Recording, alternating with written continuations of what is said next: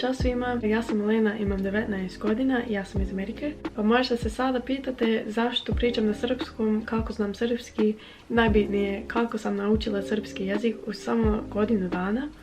Pa danas ću to sve objasniti. Ako ste radosna, ali možda ako gledate do kraja, like, subscribe, tako nešto. Želim da pričam malo o meni i kao ko sam ja i koje su moje razloge da naučim srpski jezik. Prva stvar što želim da vam objasnim je zašto sam počela da učim srpski jezik. Pa uglavnom, prošle godine baš sam htjela da idem na razmjenu. A onda sam našla Yes Abroad, to je program razmjene, ali samo možeš da ideš ako dobiješ stipendiju. Dobila sam tu stipendiju i živjela sam u Banja Luci 9 mjeseci. Bila sam u 4. razredu i živjela sam sa host porodicom iz Banja Luke. Zbog toga morala sam da učim srpski na programu. Imala sam 1 čas sedmično od srpskog. I to je imalo smisla. Pa moja host porodica su često pričali na srpskom i ne znam, moji prijatelji iz škole su pričali često na srpskom, pa htjela sam da razumijem o čemu su pričali i htjela sam da budem kao jedan od njih, znaš. Iako u školi sve je bilo na engleskom, bila sam na IB program, samo da znate, ali da, još sam čula srpski kao svaki dan. Zato sam počela. A zašto sam kao nastavila da učim srpski poslije razmjene? Jer kad sam se vratila u Ameriku, nisam prestala. Nisam prestala da učim. Ne znam, iako nisam još bila u Bosni, nisam i htjela da prestanem. I to je samo bilo jer stvarno sam se zaljubila u Bosnu i u Srbiju, u kulturu, u ljudi, ne znam što još, u zemlju. Ne znam, nemam dovoljno reći da vam objasnim koliko mi je bilo lijepo tamo. Zbog moje ljubavi prema Bosni i prema Srbiji, htjela sam da nastavim. Druga stvar što želim da objasnim je da ja sam stvarno iz Amerike. Samo to kažem jer svaki put kad ja pričam na srpskom sa ljudima, oni uvijek misle da sam odrasla u dijaspori ili tako nešto. Ne, ja sam prava Amerikanka, moja porodica nije iz Bosne ili Srbije, ja sam prava Amerikanka. I to je to. I sad da počnemo sa načinama kako sam naučila srpski jezik u godinu dana.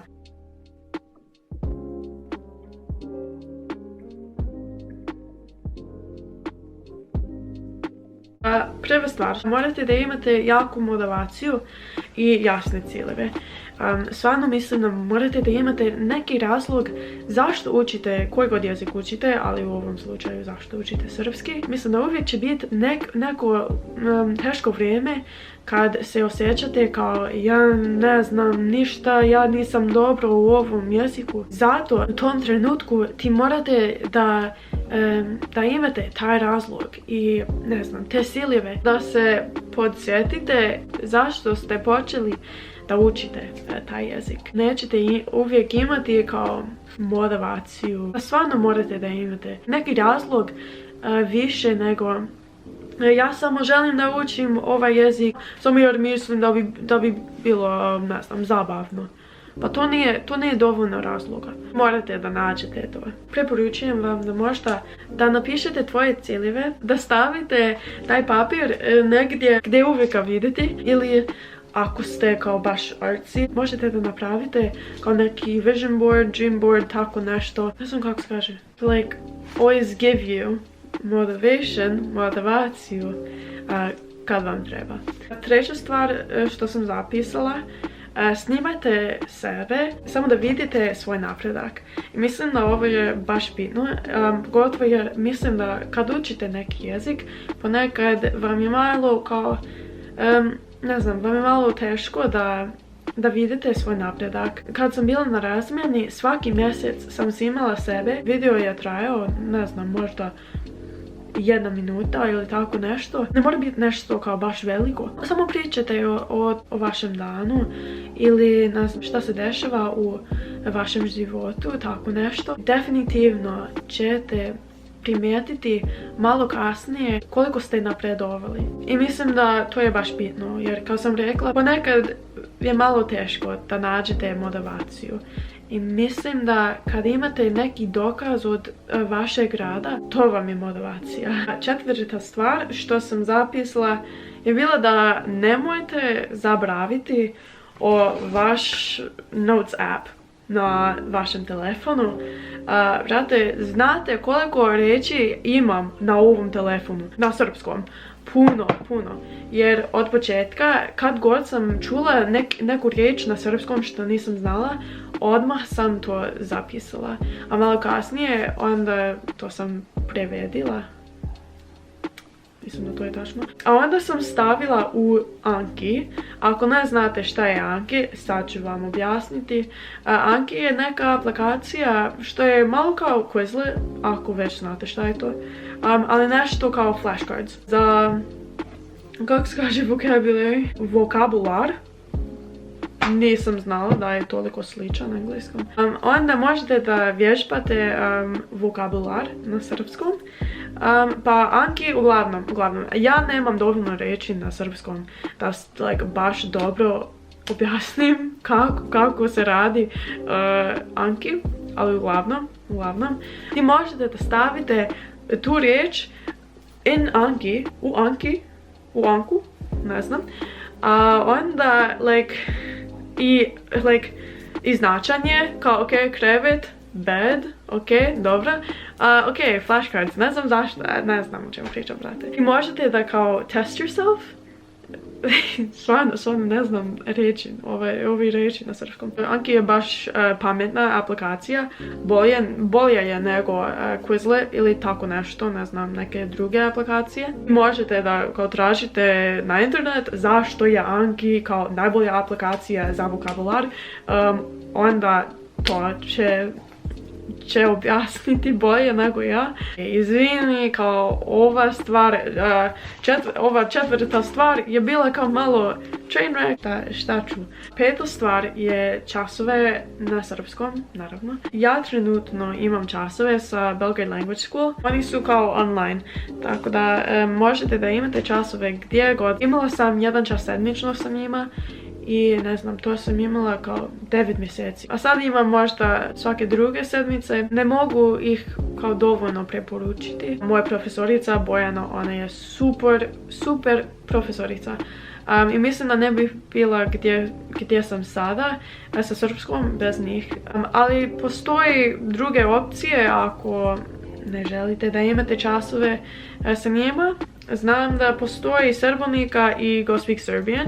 Bila sam na razgovornim časovima sa Go Speak Serbian i oni su bili kao super isto. Imate opcije uglavnom. I italki. Italki je neka aplikacija i možete da pričate sa ljudima iz Bosne i Srbije i Hrvatske. Samo da vježbate razgovor i to je to. I to je neka jeftinija opcija. Šesta stvar što sam zapisala je bila da uvijek sam slušala srpske pjesme. Još samo slušam srpske pjesme, samo jer ja volim srpsku muziku. Ali uglavnom, mislim da definitivno je korisno da slušate srpske pjesme. Samo se navikneš na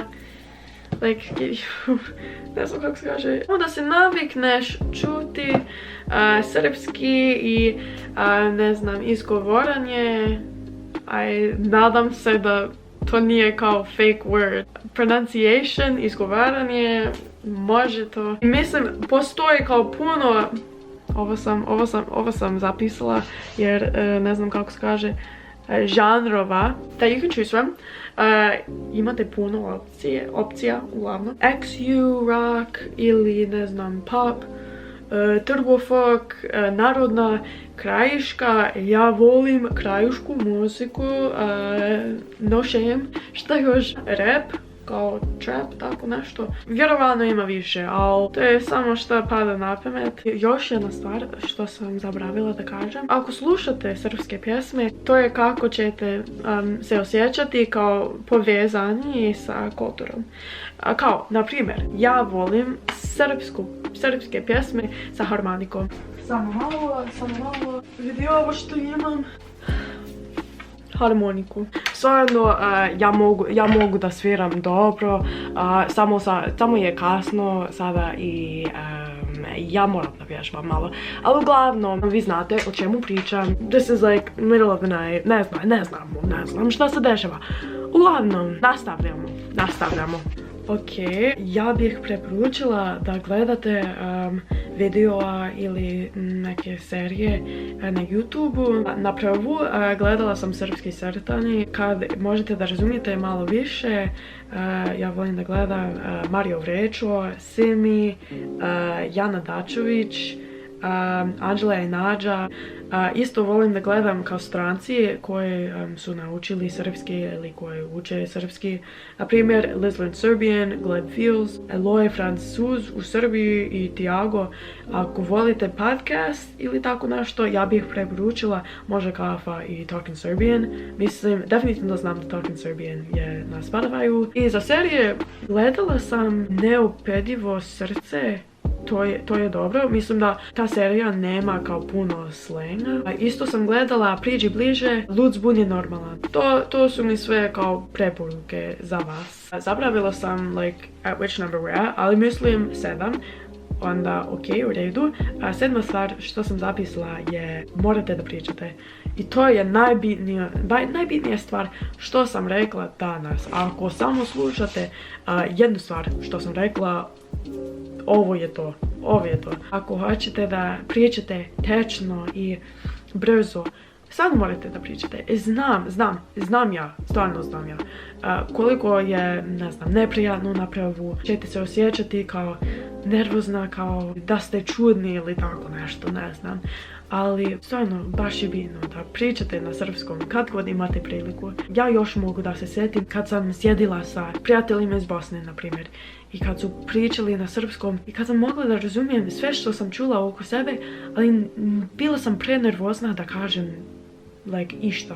Koliko mi je to bilo frustrirajuće, mislim da to je frustrirajuće, da nisam mogla da se pridružim u razgovorima ili tako nešto. I sve zbog mene. Ja sam bila kao like najveći prepreka, obstacle. Sve je samo bilo u moje glavi, bukvalno, samo to. Samo morate da shvatite da ljudi kad pričate njihov maternji jezik, oni su srećni. Da samo pokušavate da pričate njihov jezik. Znam da je teško. Mislim da ovo mi je bilo najteža stvar što sam morala da kao overcome. Ali jednostavno to. Morate da pričate. Gotovo jer